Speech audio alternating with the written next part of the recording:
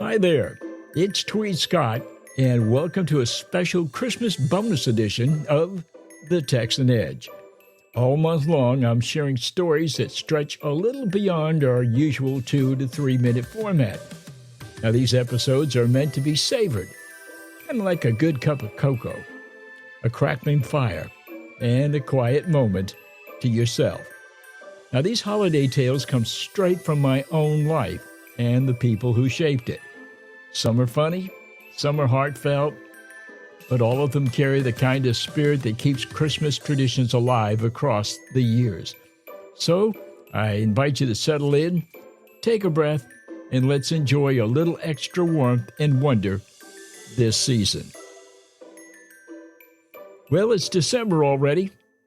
Wow, this year sure has shot by. And as I settle into my plush easy chair for my afternoon power nap, I close my eyes to see what images show up on my inner eyelids. It has turned chilly outside with a bit more nippiness in the air. And within a few moments, my mind is a rush of holiday memories. Some are so vivid, I not only see them, I can feel them, smell, and even taste them. When I think of Christmas, I instantly think of the people of Christmases past.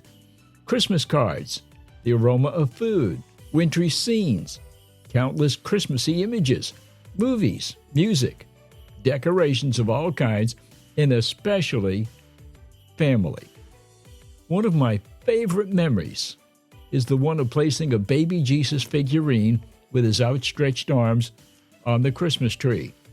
I always enjoyed nestling him into a welcoming bough.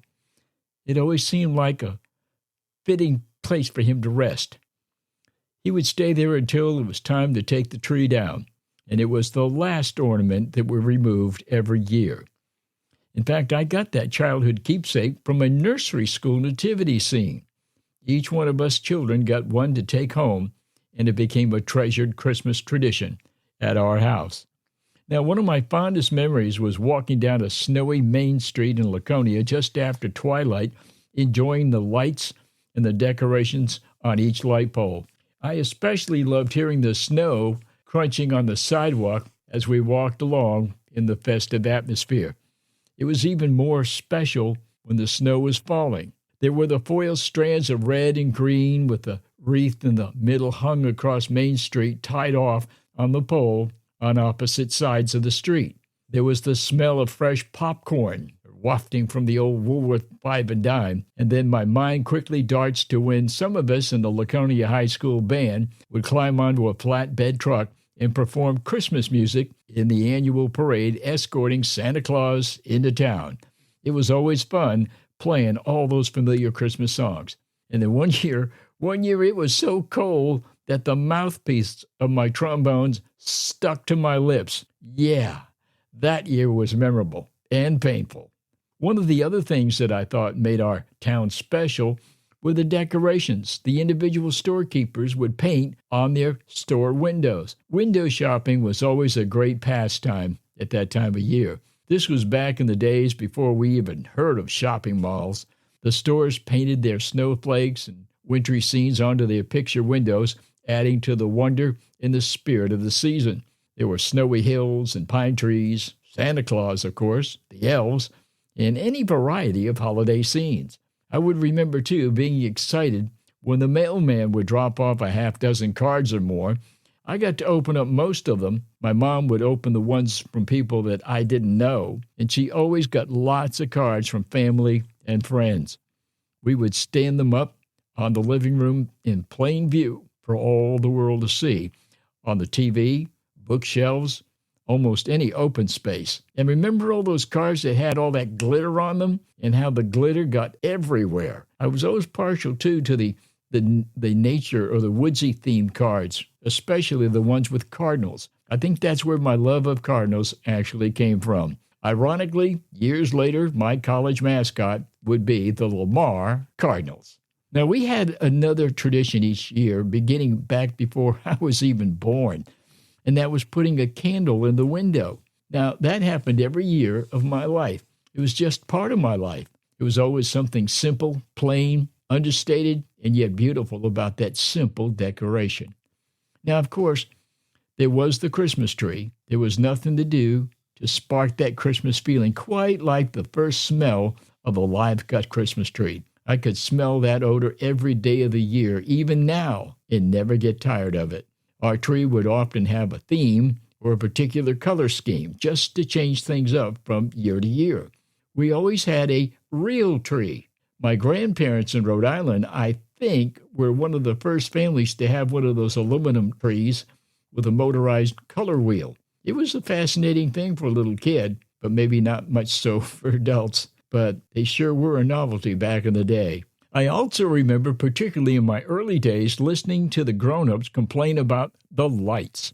Remember the strands of lights where if one light went out, they all went out? Someone would have to unscrew each light bulb and try another until you could determine which one was the one that had blown out. That process could take 15 minutes or more for each string of lights. That made decorating the tree an adventure before you even got started. We all had our favorite ornaments, of course, to put on the tree. And once the ornaments were properly placed with love, it was time to lay on my back with my head next to the water-filled tree holder and look up through the tree boughs and the lights, the ornaments, and the garland. Put on the Christmas music, and it was simply magical. It was one of the moments that I longed for every year. Now, my mom wasn't a big baker, but she did bake during the holidays. I used to accuse her of being a binge baker. Usually, it was cookies, both regular flavored cookies and filled cookies. What they may have lacked in style points, boy, they sure made up for in flavor. Mom was really a good cook. You could always count on the house smelling great between Thanksgiving and Christmas. Now, our holidays weren't always traditional. Now, Thanksgiving was usually some big old turkey who got cut down to size. And I also remember eating every variation of turkey for what seems like weeks. My recollection may be exaggerated that a bit, but I do remember one year for Christmas, Mom decided to make a New England Yankee pot roast.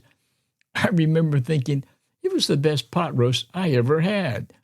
Now, the Christmas menu could be anything from turkey to lasagna to pork roast.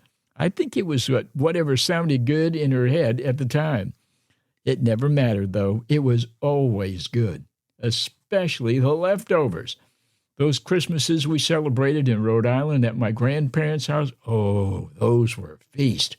We devoured turkey, ham, several kinds of pasta, including lasagna, antipasto, and the decadent Italian pastries. Now, I know us kids were on a sugar high for days afterwards. Now, how do we talk about Christmas and not think of music? I have always loved the sound of the seasons, but, when I was a child, I remember several years getting those little blue printed booklets from John Hancock Insurance Company. The booklets were full of those Christmas carols, and I remember going out caroling with my mom and some of her friends using those very booklets. Caroling amounted to going from house to house and singing a couple of songs before moving on to another friend's house. I still remember getting cold, but having lots of fun. I couldn't carry a tune in a bucket then or now, but I did put forth a joyful noise. And at the end of the evening, well, there were no Starbucks in those days, and the Dunkin' Donuts wasn't open that late in those days either. So it would be off to home in a big old cup of hot chocolate. I always relight the secular, or what we later called Santa Claus songs, but I always thought the Christmas carols were sacred and somehow special. There was something majestic about them. There was a bigness about the orchestrations that made them impressive. I remember hearing those songs in church with the choir. It was mesmerizing for a little guy like me. Later in life, music became an everyday part of my life, and I sure played my share of Christmas music during my radio career. And as much as I love the trappings of the holidays, the colors, the decorations, and the imagery, it is undoubtedly the people that made the holiday for me. I still see the visual images of family and loved ones long gone. I still see their unmistakable smiles. I can even hear their laughter. Even the loving looks of my long-past uncles, Don and Lou, my aunts Dolores, Barbara, and Ann and Gladys, all sharing their laughter and good humor with me. I remember playing with toys with my cousin, Ed, Tony, and Stephen. We had our own little club until the first girl cousin, Terry, was born. I think there were 10 girls in a row after that. I love each and every one of them, too. I wish I saw them more often. I remember my grandma, Della Porta, standing in the kitchen, smiling back at me over something stupid that this child did. Just an image from decades ago, but it remains as real in my memory as if it happened yesterday. I recall the one time my grandfather gave me a hot roasted chestnut. I remember just as vividly spitting it right out. That is one traditional food I still joyfully avoid. Of course, there are the countless images of my mom, the one person I knew my whole life, and I remember the many years I saw the joy on her face as I opened my gifts from under the tree. You know, the ones that Santa brought. It would be many years before I had children of my own and could truly understand what she felt. There is no doubt in my mind. I know how blessed I am to have had her and the hundreds of other people who have passed through my life. Ultimately, I think it is the people in our lives that make the difference. In closing, I have always been cognizant of the reason for the season. God has been good to me. Frankly, I believe more than I could ever possibly deserve. He has played a major role in my life many times. Seriously, I wouldn't be here today if he hadn't stepped in a time or two, or 6. You may agree or disagree. You are free to believe whatever you like. That, frankly, is none of my business. Personally, I believe in God. Jesus Christ is his only Son and my personal Savior. I love the story of the birth and the nativity. I also believe in Easter and his death and resurrection and the promise of the life hereafter. As we get caught up with all the holiday activities, I'm always aware of his presence. The holidays bring an unending flood of memories for each of us. Some good, some maybe not so good. And as you go about your celebration this year, I pray it will be joyous and memorable for you. This is a great time of year to reflect. What have been your happiest holiday moment? Take a few minutes to think about that, and I bet you'll find a smile on your lips before long. Say hello or smile at a stranger this season. Hug your neighbor, or as my former radio colleague said on a song, lighten up. It's Christmas. Wait, I hear a noise on the roof. Could it be? I wonder if that fat guy in the red suit has landed on my roof again. Those reindeer, man, they sure can be messy. Well, I think I'll go get a blackberry brandy eggnog before I go check. In the meantime, Merry Christmas, y'all.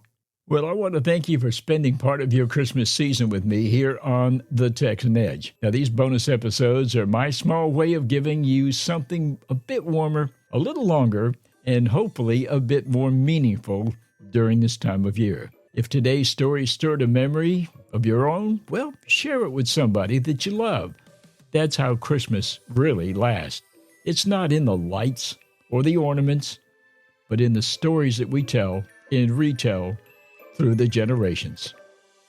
From our home to yours, may your holidays be filled with peace, laughter, and every good thing this season brings.